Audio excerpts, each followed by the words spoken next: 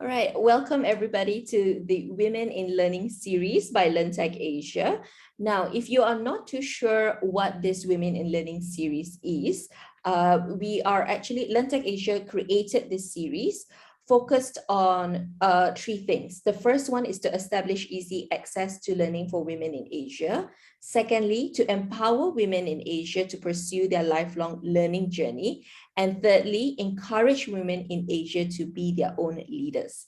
So welcome to the Women in Learning Trailblazers for a Better World series. I'm Michelle Lau, the Senior Content Specialist of LEARNTech Asia, and I will be your host for this particular event. Part of our series aims to highlight industries and experts that empower women to pursue their lifelong learning journey and establish easier access to learning for women. This is why LEARNTech Asia is very happy to announce to invite Daria Istrate, business and commercial strategist, an executive coach of Center for Asia Leadership. Today, she will be actually talking about how to be successful as a woman with high formal and informal authorities. Welcome, Daria. Thank you, Michelle.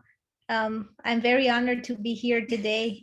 Thank you for the time and really looking forward to meeting the audience here. Mm-hmm. Yeah, thank you so much for taking time out. I know I asked you this before we started recording, but if you could just maybe share where you are, tuning in from, and also for those of our audience who are listening in, if they are not familiar with who you are, if you could also introduce yourself. Sure. Yeah, so I'm currently tuning in from San Francisco, California, where I've lived for the past 8 years now. But I'm originally from Romania, from Eastern Europe. That's where I was born. That's where I grew up and went to school.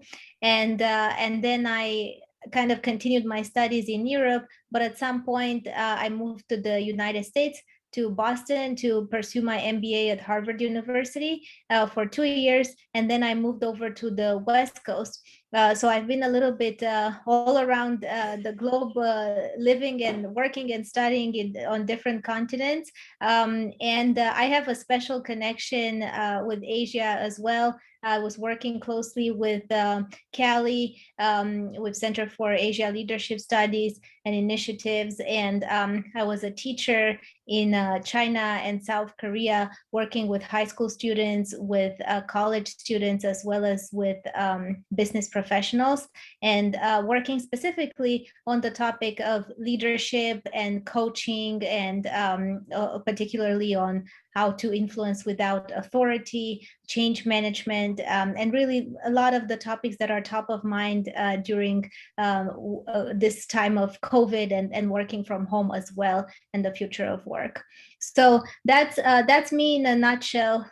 Sorry, you wanted to ask me something? No, I was gonna go like, wow, you have so many hats that you're wearing. That's just amazing.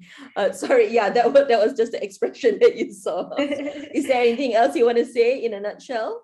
That you No, I think, I mean, my day-to-day life, in my day-to-day life, I work in pharmaceuticals, based out of San Francisco here, and I work on the commercial side, bringing innovative medicines to patients and launching them in the US and across the globe as well. But as I said, I have a special interest in coaching and teaching, so I've been doing that continuously in parallel as well. Yeah, I mean, that's amazing. I have to ask you later on about how do you manage all of these different hats that you wear. But maybe to kickstart our conversation, is to actually look at maybe who and what inspired you to pursue this leadership journey, to become a decision maker. Yeah, well, so my leadership journey, really, I think it started from a very early age, and it was, I think it had to do with the spirit of adventure. I've always felt like I wanted to explore things and just really invest in experiences. So I think that has been the guiding principle in my leadership journey, as I said, from a very early age, starting with my studies. I first I decided that I want to study abroad, which was at the time, and in my country, it wasn't a very common thing. So I chose that path to study in a foreign language in a foreign country. And then also for my first job out of undergrad, I chose strategy consulting, which is kind of working in different industries, working with small clients and big clients, and on a range of topics, advising them on strategic issues. And that also spoke to the spirit of adventure, because I wanted to learn about different industries and working with different clients. And then, of course, when I made the big move to come to the US and really to basically to go back to school at that point, although I was mid-career, but I embraced it because I thought that it would give me a different perspective, and it did. Just learning new things, seeing things from a different angle. But like thinking back, it wasn't always easy, because every time you build towards something, you make some connections in a certain place, the people, how things work, how life works, and then just taking everything and uprooting and going somewhere else. And it's not like starting completely from scratch, but really like starting to study and to live in a different place. It is quite a lot. But I think, again, the spirit of adventure is what what motivates me, and what I think what gives me the energy to make these moves and these changes. And then finally, also I could have stayed on the East Coast. That's more similar to Europe in terms of even like the architecture of the buildings and all of that. But I wanted, yet again, a completely different experience. I wanted to live on the West Coast, in close to Silicon Valley, the center of innovation here, and working again with startups. I'm also an angel investor myself, so very interested in innovation coming out of universities and different incubators and accelerators. So yeah, I think in a nutshell, I think it was the fire from within, the spirit of adventure. And I don't know if it's related to my sign. I'm a Sagittarius, and you know what they say about the Sagittarius, that they always want to explore. So I think I've done that a lot in my life, and I do it not only on a professional dimension, but also personally. I just love to travel, just to meet new people, see new places, and immerse in different cultures. I mean, I like what you said, the spirit of adventure, because usually when we ask questions like that, who and what inspires you, people tend to pinpoint a person, but you found that inspiration from within, that spirit of adventure. And I think what you said about how, it's not necessarily restarting or like, starting from the ground again, but having to leave your comfort zone, somewhere that you already feel, either professionally or personally, you feel very comfortable in that bubble. Getting out of that comfort zone, it requires, I guess, not only just an adventurous spirit, but it requires a lot of different skills as well.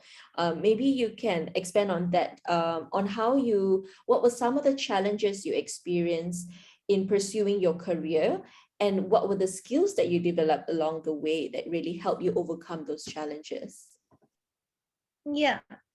Yeah, so I think one of the challenges that that comes with moving and starting anew and all of that is just like having to continuously adapt, having to always be I guess like diplomatic enough that that you adjust, that you manage to integrate in the workplace, as well as in as classmates, schoolmates, in any type of environment or society or community. So I think that, I mean, it gets easier the more you do it. You just kind of develop a sense for it, and you even enjoy, depending on, I tend to be an extrovert, extrovert, so I I enjoy doing this, but I think again, like doing it again and again, is just, it gets easier with time. But then another challenge that I experience is, I guess it has to be with my character. I'm naturally tend to be an opinionated person, very assertive, and I'm pretty straightforward as well. That's just like my nature, being very decisive. But you know what I discovered is that even in the business environment, people tend to react differently to, you know, to this type of to this type of interaction. And especially here on the West Coast, I don't know, maybe you've heard this before, but the way people provide feedback or receive feedback, everything is more like, I would say, just like in a more diplomatic way.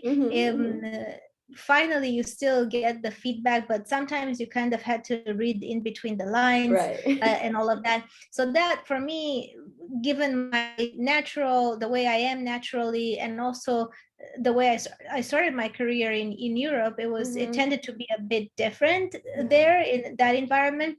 So I had to adapt a little bit, and I think we all have to do that, depending on where you are. You have to be very aware in terms of who you're working with, who you're interacting with, and what's the local culture, and then trying to learn. I mean, I'm not saying like change 100%, because that would not be authentic anymore, but try to adapt in a way that makes it more efficient for you to interact with people. So I think that's something that I've heard about myself, you know, and I perceived it as a challenge from time to time, because it was provided as an improvement point. And then the more I read about women in leadership, I started wondering whether men would get similar type of feedback, that being too decisive or too opinionated, or speaking up too much. I don't know. I mean, I like to think that they would get the same type of feedback, but the experience and also some of the studies and the books that I read, as well as the articles, they tend to say something else. I think there's still some differences between men and women, how they're perceived in the workplace, and even if they have a similar type of behavior, they don't really receive the same type of feedback. So I think that's something that needs to be addressed. And being a strong woman and being able to speak your mind, it shouldn't be the exception. It should be of the expectation, and it should be accepted from the get-go. Yeah, I think some of the things that I kind of picked up from, you know, from how you've answered this question is, one, to be adaptable. And not just culturally adaptable, because you mentioned that you grew up in Europe and then you moved to the East Coast and then to the West Coast. So cultural adaptation was a big thing for you as well.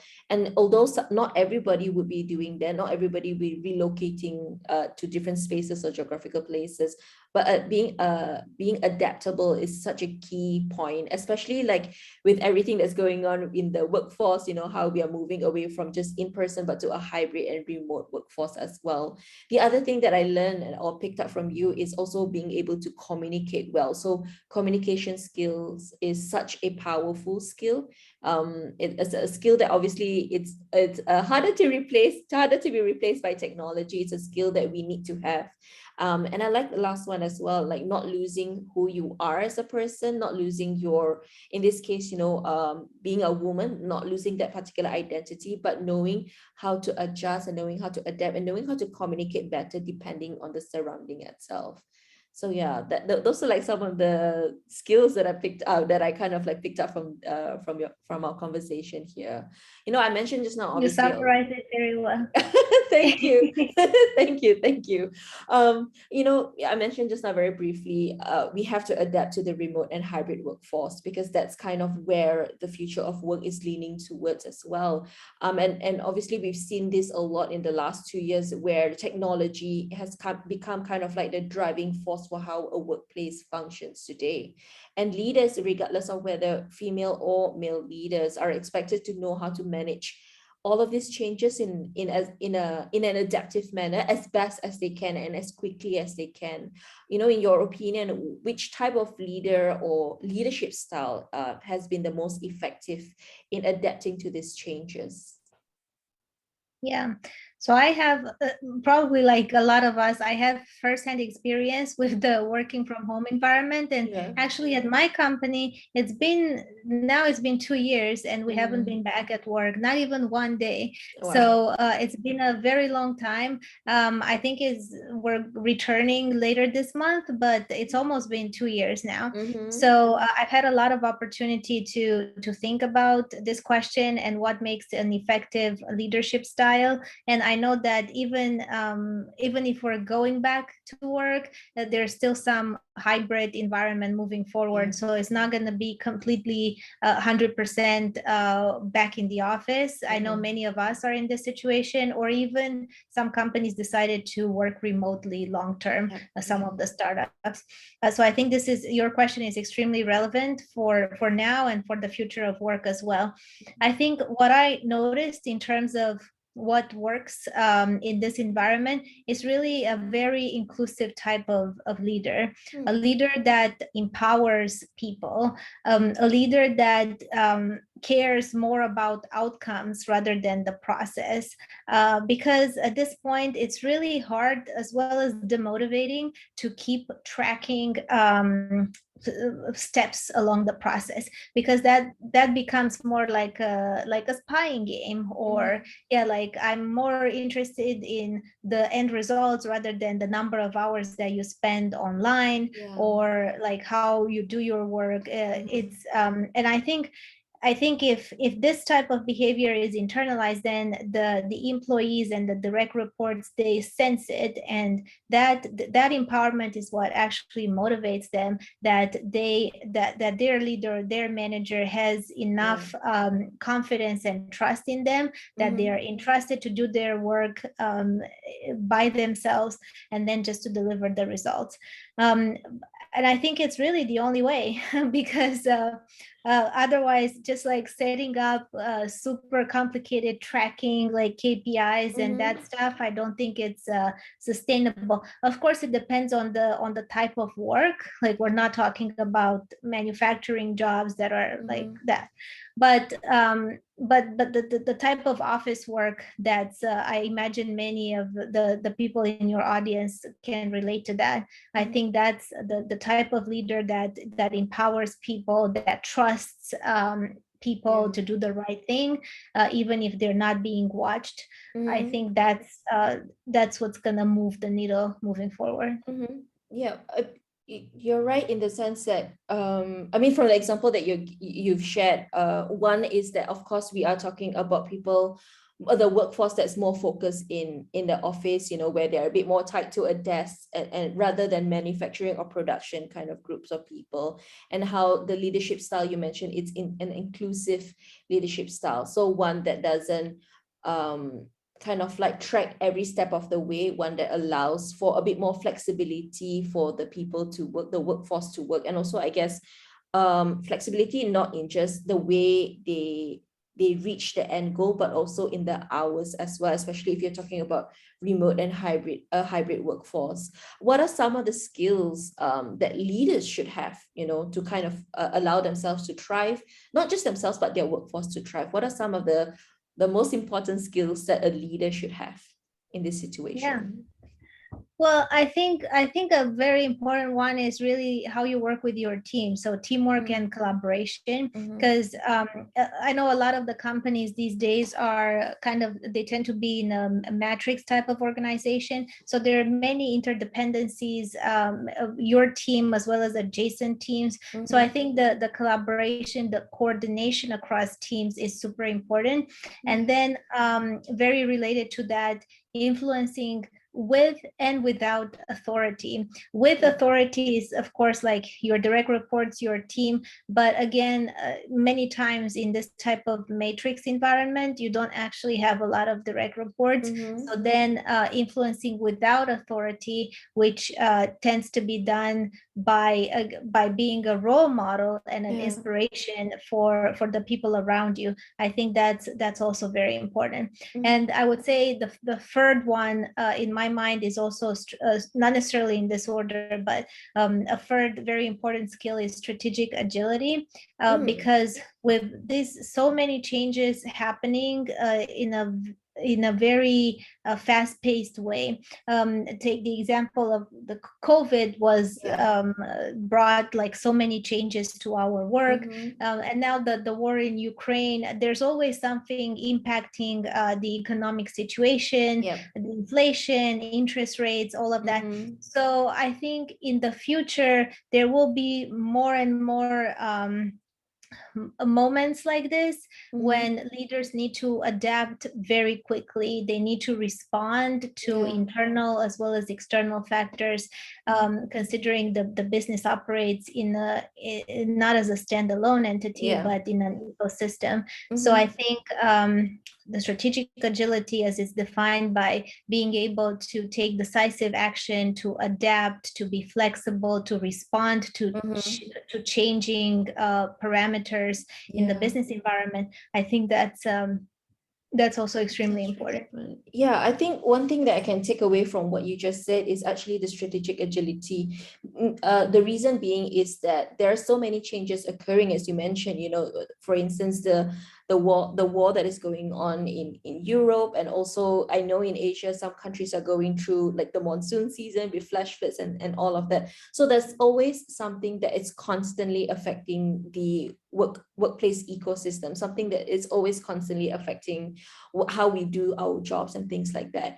And I think very clearly the biggest change so far in the last 2 years has obviously, or we are going into the third year, but one of the biggest change, if not the biggest change, has actually been the pandemic itself. It has really kind of forced a lot of people and a lot of leaders to rethink the strategy, the way they manage their teams, the way they lead their organization, the way they expect their people to actually perform, and all of that. And one significant change that we notice, especially in relation to this series, is that more women have had to take career breaks throughout this pandemic. Including those even in leadership positions. I can't remember what the stats were, but there is a significant number of women who in leadership positions have had to take breaks, and then even more of them who may be climbing that career ladder of theirs and have had to actually take a break because of the pandemic. How can leaders, whether in a formal setting or an informal setting, assist their female employees who are returning to the workplace after a career break, whether they are at the executive level or the managerial or leadership level? What can leaders do, be it formal or informal? Yeah, I think yeah, I mean, I think that's a big trend that I've Mhm. been following as well. Unfortunately, that's what happened during the pandemic, Wow. and we would like to see equal men and women sharing household responsibilities equally. But I think the case is more often than not that women are still the ones taking the Mm. time off. Um, I think as leaders in a business environment, I think it's the first step is important to understand the situation. So really like stop and think about it, really understand what these women are going through. Yeah. Why did they take the action to, as you said, like maybe they were in executive roles or climbing the career ladder, Yeah. and then they made this decision to leave the workforce temporarily, Mhm. hopefully, and then they would come back. But really understanding the situation, And then I think it requires going beyond the professional environment, leaning in and trying to understand their personal situations as well, the type of environment that they have to deal with at home, probably small children, and all of that. And then understanding that the transition back to work needs to be a gradual one. I think expecting 150% from day one is not realistic.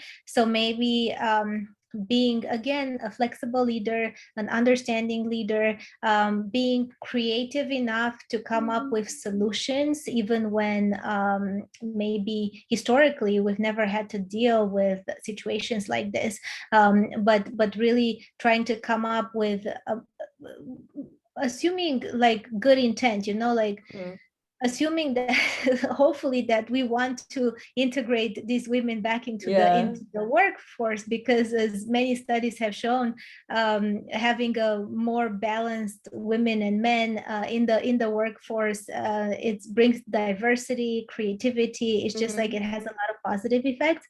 So assuming all of that, then but also acknowledging that it's not always easy. How do we create these opportunities? How do we find the solutions, even if it's not your traditional solution, even if it requires maybe a hybrid work from home, work from the office, or maybe even if it requires a part-time setup for a while, maybe that person is not ready to come back to work 100%. Maybe they gradually start at 50%, increase to 60, 80, and then come back full time when they feel ready.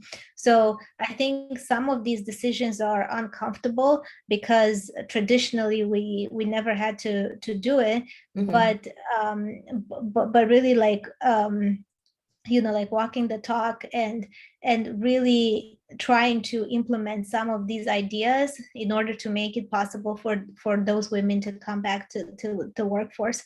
And I think as I wrote about it in my chapter in Women in Leadership, there is a lot of organizations and clubs and created by women, and I think it's a great place to start with the women allies. But at the same time, I think it's important for men to be part of this conversation as well, because in the leaders in the businesses are both men and women. So both men and women need to understand the situation, and it would just be great to have more men allies as well who are involved in these discussions and who understand the perspective of women in leadership positions. I actually had the chance to read through, kind of like roughly read through the chapter that you wrote, which I will highlight in a bit.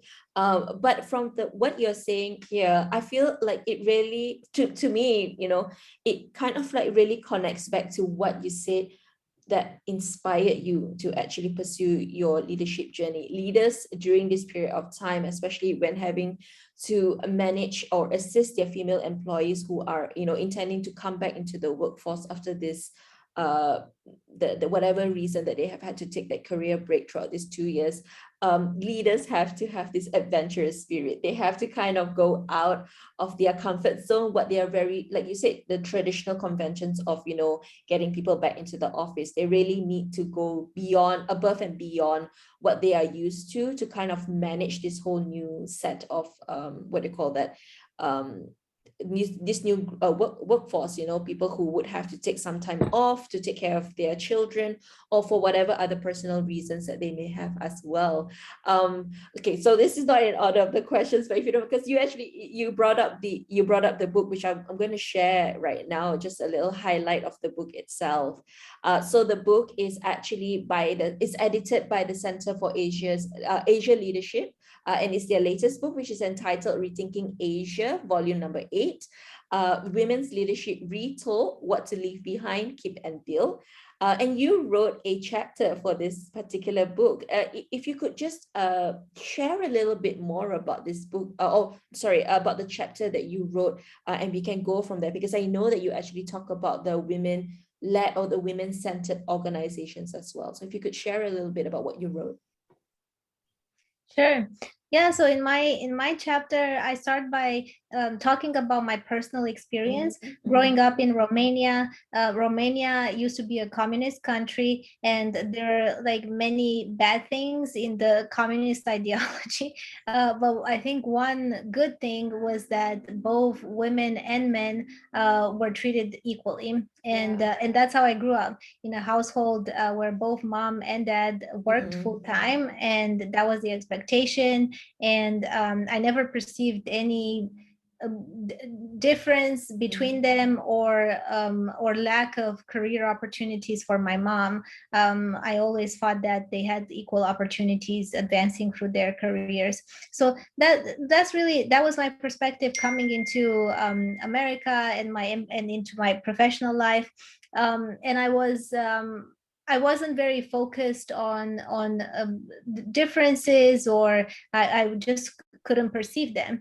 But then as I advanced through my career and into mid-level management positions, that's where I started noticing some of the challenges that women have to go through. And I think studies have showed that as well. There's a good McKinsey report that I think they publish on an annual basis about women in leadership and women in the workforce. And they show there is very data driven. They show that if you're looking at entry level, then there are men and women, like there's kind of like an equal division of men and women. But as you advance into mid-level and senior level and executive level positions, that's where the percentage of women decreases drastically, to the point of I don't know the numbers by heart, but when you get to the C-suite, that's where it gets really tough. And I think it's like there are many things that happen along the way, with like growing a family and children. As you can imagine, like as you climb the ladder, they because you all start in like a young age, maybe like mid-20s, so everyone starts the same, but then the reality of life changes for women, and I think that plays a big role in the numbers that we see. So then the rest of my chapter, I focus on women organizations, clubs, associations, circles, just like communities of women coming together. And I described there's like many different types of, like they usually have some sort of affiliation. Either they went to the same school, so alumni groups, or they're part of an industry association, or some common interest group or ethnic group, maybe even religious group, but something that unites those women, some common interest, shared interest. And what I did for the chapter, I just went and interviewed a number of women leaders who were part of some of these organizations, and I was just asking them how being part of women-led groups, how it helped them, how that helped them, and how it influenced their careers as well as their personal lives. And I think just to summarize it, I think the common answer across all my interview is that being part of a group that understands your perspective, that can listen to what you have to say, and also sometimes just listen, but some other times also provide advice, and even connections and referrals and all of that.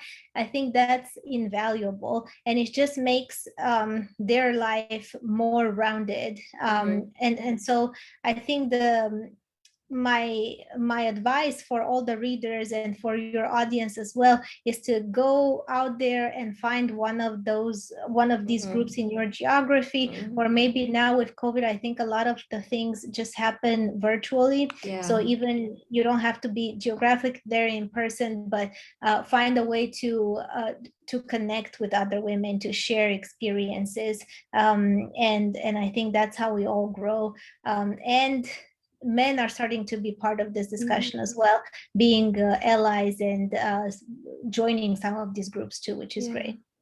Yeah, I think one thing I picked up from reading, that chapter of yours that you wrote was that it's actually very beneficial. It's a very informal kind of setting, but it's so beneficial to be able to network and connect with people who have either gone through the same experience as you have or are going through a similar experience, because it's not just about the skills that you need to be successful in this new, this new future of work or this new kind of workplace, but it's also about having a community to be there for you. Would you say that it's moving forward, when more and more women, can come back to the workplace for, I mean, for whatever reason that they had to leave before this, but if once they're able to come back to the workplace, maybe one of the things that leaders should do is actually to connect their employees with this kind of women-led communities or networks as well. Is this something that can be done and should be done?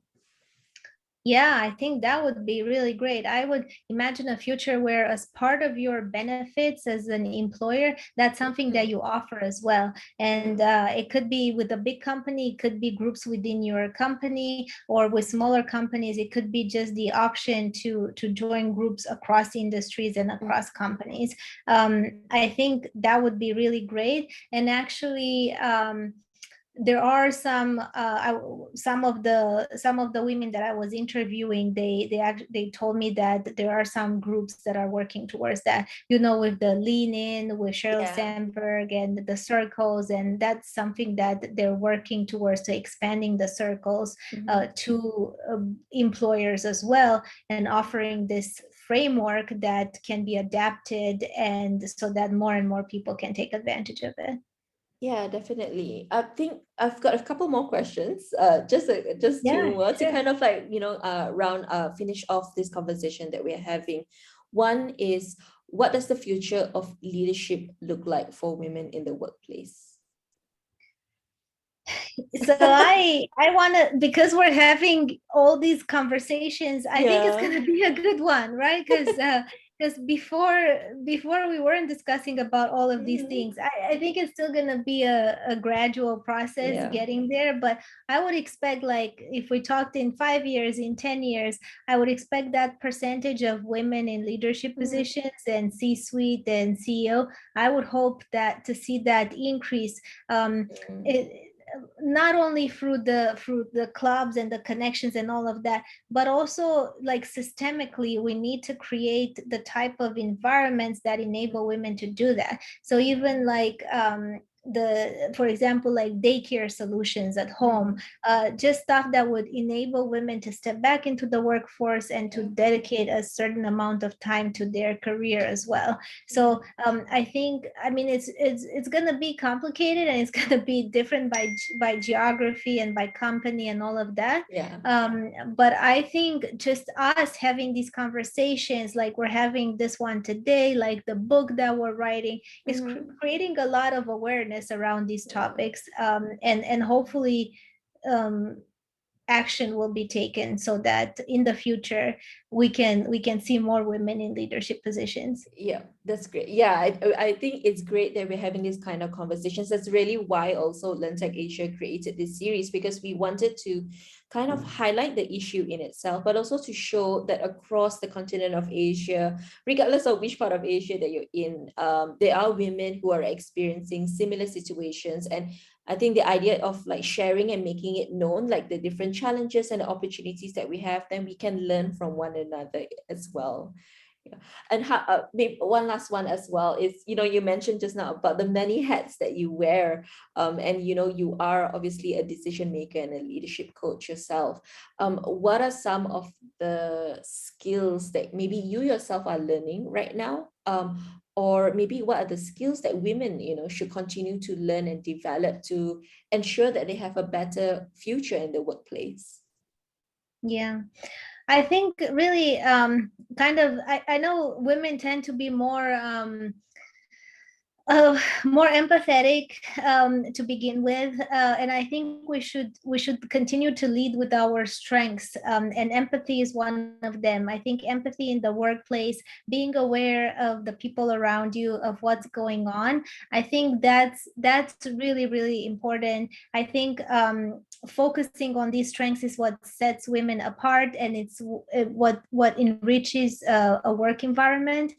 And so I think, you know, just to answer your question, I don't think women need to develop new skills. I think the skills that are required to succeed in the workplace, I think women already have those, and it's just a matter of recognizing that and being proud of them. And really, like, empathy is just an example, but it's also this teamwork and collaboration that women tend to do more of.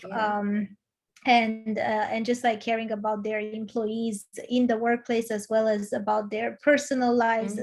So it's just like the women's touch that we should try to emphasize even more, and we should be proud of. I like hearing that. As a woman myself, it's nice to hear that it sounds like I already have the skill set. It's just more of emphasizing and kind of shedding more light or with the skill sets that I already probably have, because it's maybe a bit more women, we are more inclined to those kind of skills in itself. So that's very, like, personally as a woman, that's enlightening to hear. We are actually done for this session, but if you have any like final words, for those who are listening, for those women who aspire to become leaders themselves, if you have any final words for them, we can end with that. Yeah, well, I would say, like I've been so inspired by being a coach to women, and women who are so ambitious, and they have to deal with things at home, and they have to deal with things at work as well. And I get so much motivation and inspiration from talking to them. And I think I think that, as I said, we should continue to be proud of ourselves. We should continue to